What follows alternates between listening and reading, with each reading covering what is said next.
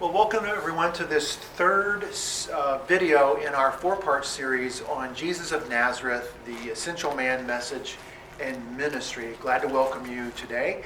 The goal of this series is that all of us will get a little better understanding of Jesus as the man, not about what the church said about him hundreds of years later, but what was actually going on in his life, his family life, and sort of the trajectory of his life, when we will also talk about his basic central religious teachings.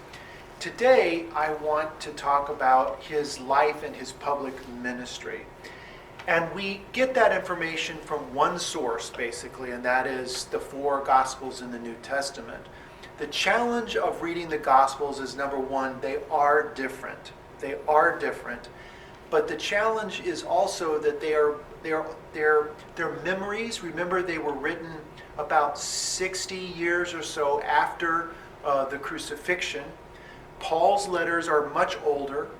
The Gospels came later, so that they are both memories of Jesus, but they're also those memories and also some of the basic history interpreted theologically. So it's history interpreted. One scholar says, in the Gospels you see the pre-Easter Jesus and the post-Easter Jesus. History remembered and history interpreted theologically. So just a few things to keep in mind as we get started. Jesus was a Jew. He was a Jewish man by birth, by his socialization, by his birth in a particular family and community. He never stopped being a Jew, and he never advocated for anyone to stop being a Jew. Jesus was also a practicing Jew. He went to synagogue. He observed the laws. He, I'm sure, observed the rules about kosher diets and that sort of thing.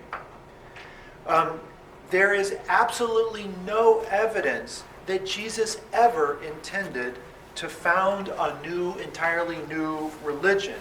Jesus was really more interested in reforming his own religion by his prophetic teaching and his ministry. Also, Jesus' first followers were Jews, and they remained Jews.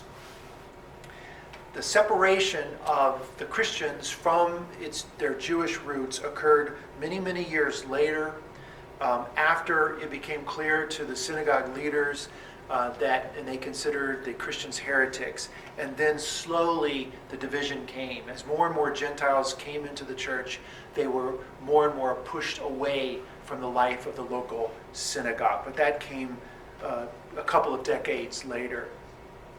And as I said earlier, we have to remember that the letters of Paul in the New Testament are older than the Gospels. Okay? So what we hear Paul talking about in teaching, that was probably a pretty accurate reflection of what was concerning the early believers, those first 15, 20, 25 years of the church. So I want to begin with the birth stories of Jesus. The birth of Jesus, believe it or not, is only mentioned 3 times in the entire New Testament. Okay? So since Paul is the oldest writer, the oldest letters in the New Testament, what did Paul say? Paul mentioned the birth of Jesus once, and there's nothing in it that's miraculous. You can find it in your Bible. Galatians, his letter to the Galatians, the 4th chapter, where he says, when the fullness of time had come, God sent his Son, born of a woman, born under the law, that means born as a Jew, in order to redeem those who were under the law, so that we too might receive adoption as children. There's a lot of theology in there, but notice there's nothing really miraculous. He said he was born of a woman, he was born under the law. In other words, he was born as a Jew. That's Paul, 50, 60 years before the first gospel was ever written. By the way, the first gospel ever written, Mark's gospel, says nothing about the birth of Jesus. Nothing. Nothing. Matthew's gospel was the first gospel to have a birth narrative, a birth story. Matthew's gospel was written, we think, around the year 85 AD. It begins with this long genealogy, and it traces the genealogy of Jesus back to Abraham and Sarah, and also including King David in there, very important theological point. But it's done, guess what? Through his father, Joseph, who later in the gospel claims had no biological part in his birth. I find that really rather ironic. And it really features Joseph, not Mary. Matthew's gospel features Joseph and dreams that he had about the birth of this baby boy to his betrothed wife, Mary. And then also the Gospel of Matthew is this gospel that includes the story of how the family fled to Egypt, stayed there for a while till after Herod was dead, and then they returned, and it has that terrible story of the massacre of the innocents. Okay? Luke's gospel comes next. It was written, we think, around 90 AD. It also has a birth narrative, the one that we probably know the best. It also includes a long parallel story of the birth of John the Baptizer. Both of those stories have miraculous elements to them. Luke also has a genealogy, but in Luke's genealogy, it goes all the way back, not just to Abraham and Sarah, but all the way back to Adam. In Luke's gospel, Jesus was not born in Nazareth, as it looks he is in Matthew, but he's born in Bethlehem. Why? Because the Roman emperor was going to have a census so he could tax people. So they went to Bethlehem, and there Jesus was born in a stable. In that story is the wonderful story of how the shepherds are visited by angels and they find the baby. And then after he is born, there's no flight to Egypt. There's none of that. The family returns to Nazareth, and that's where he was raised. And as it says, the child grew and became strong, filled with wisdom in the favor of God. Now, let's talk just quickly about the development of what most people call the virgin birth stories. In Matthew's gospel, it references a verse from Isaiah the prophet in the 7th chapter. And there's a Hebrew word in there, alma, which is properly translated young woman. In the Septuagint version of the Old Testament, which is the Greek version, the word was translated as virgin. But in the Hebrew, the word is young woman. When it was translated into Matthew's gospel, they translated it as virgin. And if you read the story in the book of Isaiah about the young woman, has nothing to do with Mary. It's a terrible prophecy of doom to King Ahaz of Judah 700 years before Jesus was born. And it looks like Matthew just freely lifted the verse out of Isaiah and applied it to the birth of Jesus. And this is a good example of what I mentioned, where history is interpreted theologically. Okay? Now let's talk for a moment about Luke. Luke follows Matthew's early lead, again with a reference to Isaiah's virgin. In Luke, though, the angel Gabriel appears to Mary first, not to Joseph. The angel Gabriel appears to Mary and announces that she's going to bear a special son. And Mary responds to Gabriel by saying, "Well, I'm betrothed to Joseph, but I'm still a virgin." And Gabriel says to her, "Well, don't worry, because God can do all things." And then shortly, Mary is pregnant and goes to stay with Elizabeth. I hope it is not lost on you that it's possible that maybe Gabriel was saying, "Don't worry, you'll get pregnant in good time." It's possible to read that story as something other than a miraculous virgin birth story. The other thing to note is that there are lots of other ancient virgin birth stories in mythology everywhere. But remember, Paul never ever mentions that Jesus was born of a virgin. Paul was the earliest theologian of the church, and it would seem to me that he would have mentioned that, but he doesn't. And Mark's gospel, which is the oldest gospel, does not mention it at all. It develops later in the church's life. Now, what about the stories of Jesus' childhood, his adolescence, and his young adult life? Friends, there's nothing in there except one story. There's one story, and you probably know it. It is a story when Jesus was 12 years old, that Joseph and Mary take Jesus to Jerusalem for a visit. They go to the temple, and he gets lost, or they do. And they're very upset because they spend the day looking for him and can't find him. And the whole time he says that he was arguing with the rabbis and the priests. He was talking theology with them. He said, "I was in my Father's house." That is the only story between those birth narratives and the beginning of his ministry. That's it.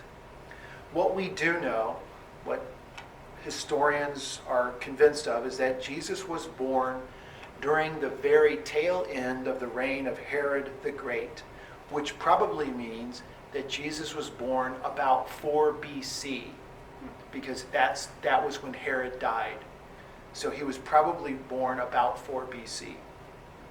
We know he had Jewish parents. He had to have, Mary and Joseph, and that those lineages are traced in those Gospels. We also know, looking at the Gospels, that Jesus had exactly 4 brothers.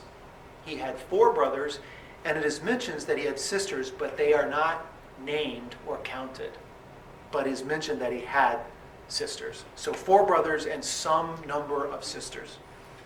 We know that he grew up in the hill country up north, in southern Galilee, 100 miles north of Jerusalem.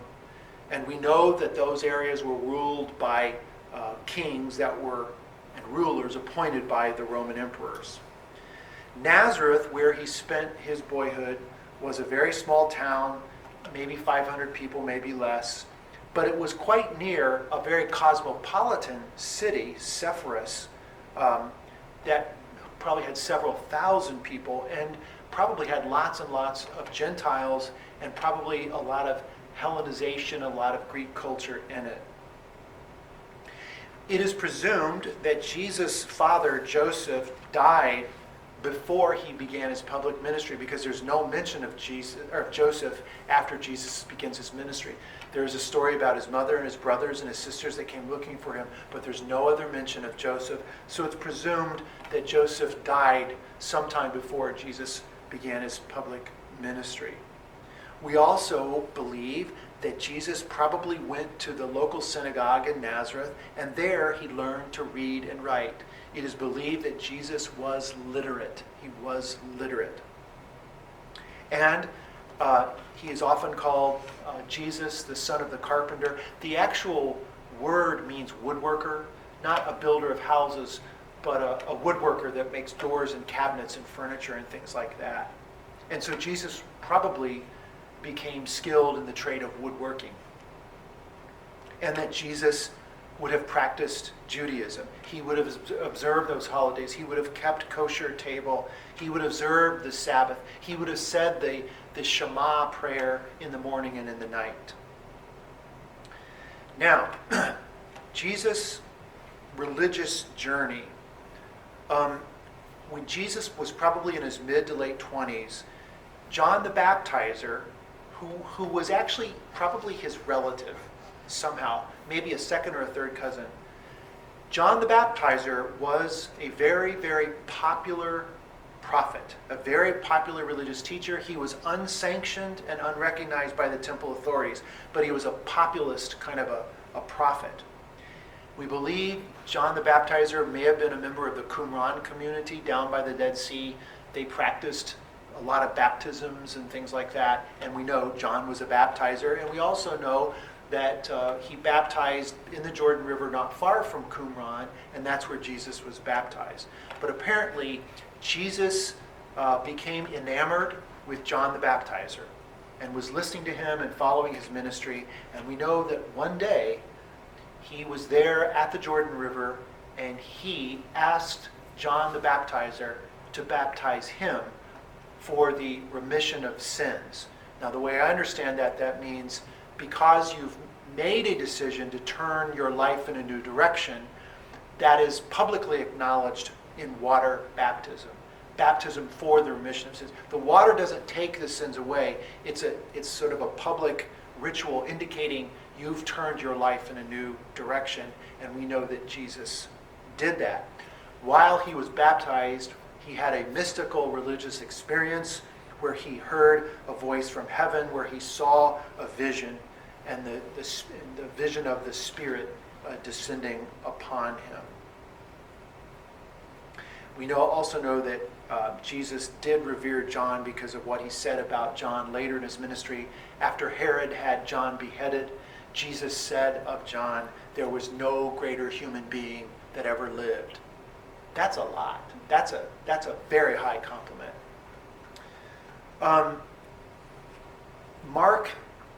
Mark's gospel dates the beginning of Jesus' ministry to John's arrest. So in other words, Jesus sort of took over John's mantle and continued John's ministry.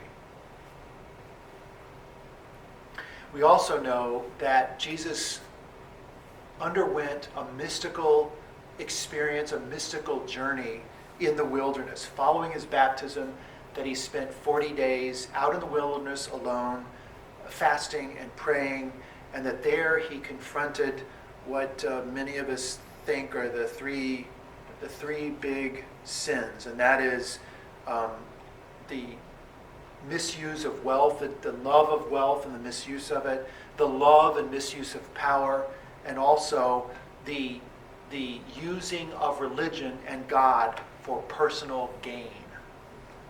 Jesus confronted those issues and had to get them straightened out in his mind before he began his ministry.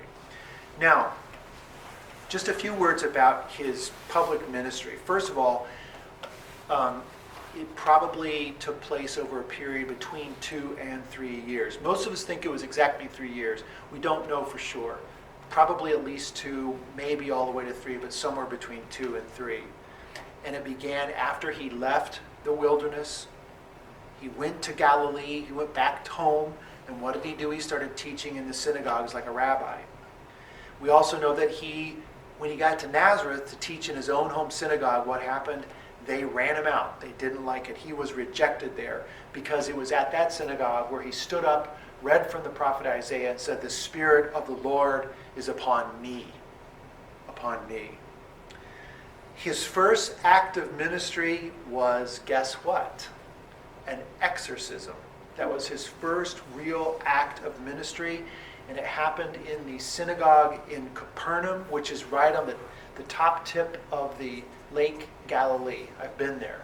And he went to that synagogue on the Sabbath, and while he was there preaching and teaching, a man exhibited demonic possession, and there Jesus cast the demon out. Also, his second act of ministry was a physical healing, the healing of Simon Peter's mother-in-law. And also, Jesus started quickly rebuking his disciples whenever they started to talk about declaring him the Jewish Messiah. Very, very interesting and intriguing discussions about that. Whenever they started talking about him being the Messiah, because remember, their idea of the Messiah was going to be a warrior who was going to become like the king of the nation and run the Romans out of the land. And whenever they started talking about that, Jesus shut it down. Don't say that stuff. In other words, that's not the Messiah I am. I'm not doing it. Then he started calling his disciples, and then the famous Sermon on the Mount came. And then he finally named 12. Why 12? Because it took 12 men to form like a synagogue. 12 men and a rabbi to form a synagogue. And he finally names the 12. That's a very important thing in Judaism. And then, at some point, Luke's gospel says he turned his face towards Jerusalem. So maybe 2 years into his ministry, he knew it's time for us to go to Jerusalem, and I have to face what I have to face. So that is his public ministry, a very, very brief synopsis of his ministry. We also know that when he finally got to Jerusalem, which was a long journey, lots of teaching, lots of parables, which we're going to talk about next week. When he finally got to Jerusalem, we know he lived almost one more week before he was crucified. So I want to talk very quickly about those events of Passion Week that led to the Roman crucifixion. Mark's gospel presents a very full and easy to follow sequence, a timeline. First of all, he came to Jerusalem on Palm Sunday, which was the Sunday at the beginning of the Passover week, which was a festival when Jews from all over the place would come to Jerusalem to celebrate the Passover. Jesus arrived in Jerusalem with thousands of other pilgrims, and he came through the eastern gate. And they were welcoming all the pilgrims, not just Jesus, but all the pilgrims with those shouts of Hosanna. The next day was Monday, and that is a day that Jesus confronted the money changers in the temple. So on day number 2, he confronted the money changers.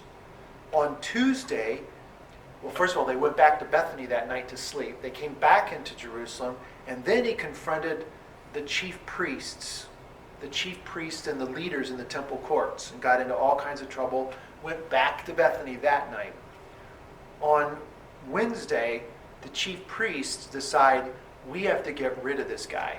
He is becoming a real problem to us. And so they start to plot on how they can get rid of him, how they can have him killed. On that Wednesday, Jesus is anointed by the woman that comes into the meal with the men, and she is anointed, she says, for his death. Also, that is the day that Judas, the disciple, goes to the chief priests and offers to help them find and arrest Jesus. That also happened on Wednesday. On Thursday was the Passover Meal, when Jews would gather together for that very special meal, which was applied and changed and morphed into our celebration of Holy Communion. That same night, after that meal, we know that Jesus and the disciples went to the Garden of Gethsemane for prayer. That is where Judas led the leaders and had him arrested. And then he was taken before the council, the Jewish council, that same night. The next morning, on Friday, Jesus is taken before Pilate, the Roman ruler.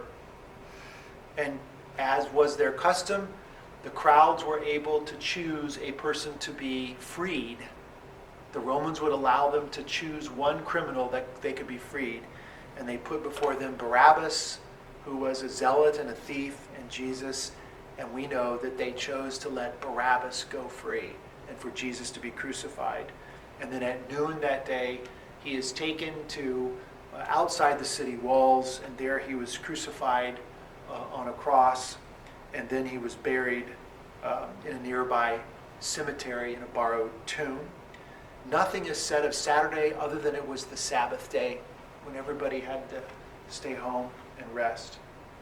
And then Mark's gospel ends with 2 women on Sunday morning going to the cemetery, finding the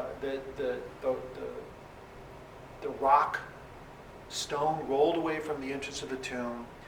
Peeking in, there was a man in there who told them that he is not here, that he has gone back to Galilee.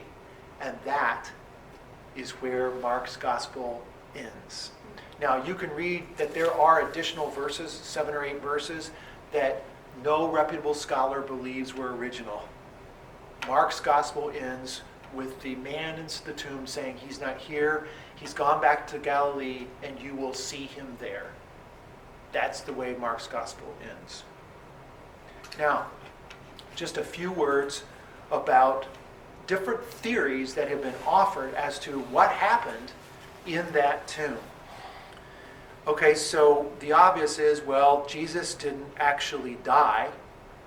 And they'll say, well, remember, the soldiers did not break his legs on the cross. They would break the legs of the people crucified so that they would finally let go and suffocate. They did not break Jesus' legs because they thought he was dead. So one theory is that he wasn't actually dead. He appeared to be dead, but he wasn't. They put him in the tomb, and when he came to and was strong enough, he just got out and left and walked back to Galilee. That's one. Another theory was, well, he was dead, but somebody stole the body and hid it. Another one is that it was like Lazarus. Remember the story of Lazarus, that the dead corpse was resuscitated, and that he actually got up and walked back to Galilee. That's another one. And many people think of resurrection as the resuscitation of corpse, although most theologians will say that is not what the Bible presents. Paul talked about the body was changed from mortal to immortal, that something miraculous happened, that the body became more of a spiritual body, that a body that could pass through walls and doors and that sort. And again, those are the stories you hear about the appearances. Let's talk about the appearances. There are many of them in the New Testament, the appearances of Jesus to the apostles. The first one is the road where a couple of disciples are trying to get out of Dodge and get away from Jerusalem before they get caught, and they meet this stranger on the road, and it turns out to be Jesus. That was the first one. The second one is that he appears inside the locked room on that Sunday evening while the disciples are in there hiding away from the Romans. He appears to them and then he disappears. He can freely come and go through walls. For me, and I think for most reputable scholars, the thing that convinces me that something absolutely incredible happened, and I can't exactly define it, is the fact that after those appearances, not whatever happened inside the tomb, but it was after the appearances that those disciples were willing to die. And they did. They were so convinced that somehow they had encountered the risen Christ. Whether someone calls it an apparition or some sort of a spiritual body or something along those lines, they were so convinced that they had encountered the risen Jesus, even though they didn't recognize him. That's one reason why it was not just a resuscitated corpse, because no one recognized him. They didn't know who he was. But they were so convinced that they had encountered this risen Christ Spirit that they were willing to be killed and martyred, and they were. And the same is true for Paul. Years and years later, Paul never met the man Jesus.